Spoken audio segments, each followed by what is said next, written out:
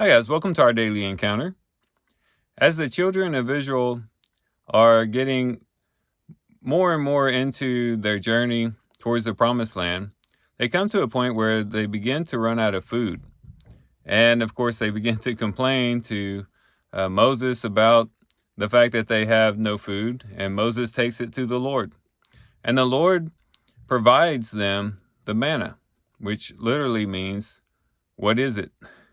And so he provides them with this food that would come as dew on the ground. When the dew would dry up, these wafers would be left behind, and this would be the food that they would eat for 40 years.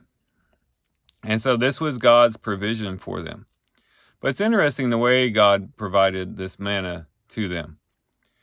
It's not that God made mounds and mounds of manna that would give them enough manna for their whole journey. Of course, that would have been too cumbersome. They wouldn't have been able to carry that much manna as they were going about their journey. And so the Lord comes up with a way to provide for them each and every day, just enough for the day. As a matter of fact, he gives some rules, some instructions in connection to how they were to collect this manna. And one of the things that they were to do, or was to basically have the same amount portioned out to everyone. Everyone was given an omer of manna, and that's what they were to collect. This is what it says in Exodus chapter 16 and verse 16. It says, "This is what the Lord has commanded. Gather of it every man as much as he should eat. You shall take an omer apiece, according to the number of persons each of you has in his tent." The sons of Israel did so, and some gathered much and some little. When they measured it with an omer, he who gathered much had no excess, and he who gathered little had no lack. Every man gathered as much as he should eat. And the amount that they should eat was this omer.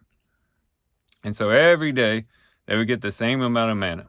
The only exception was the sixth day, and that was because the Lord wanted to provide for them for the Sabbath without them having to work and gather manna on that day. He wanted them to rest absolutely on that day. But every other day, they had their portion of food. It was the same portion as provided day in and day out. Again, not providing all the food, all the resources, all the food that they would need for the whole journey, just each and every day. And I think this is a beautiful picture of what we experience in Christ. There's a sense in which we need to live according to the principle of the omer, to realize that the Lord portions out to us just what we need for today. That the Lord, in his provision and in his foresight, he understands that we just can handle only what is provided for us today. We can only handle today's provision. Oftentimes we as humans, we want to look way down the road. And whenever we are perhaps embarking on some type of work or service for the Lord, or maybe just life in general, we want everything now. We want every question answered. We want every provision provided. Everything that we're going to need for the journey, we want it right now, today, so that we know that we're fully supplied for the journey that we're going to take, whatever that journey might be, however long that journey might be. Oftentimes, we want the Lord to give us it all and all at once. But the Lord, in his wisdom, realizes that we can't handle our whole lives in one day. The Lord realizes that we need really just an omer a day to provide each day as he sees best.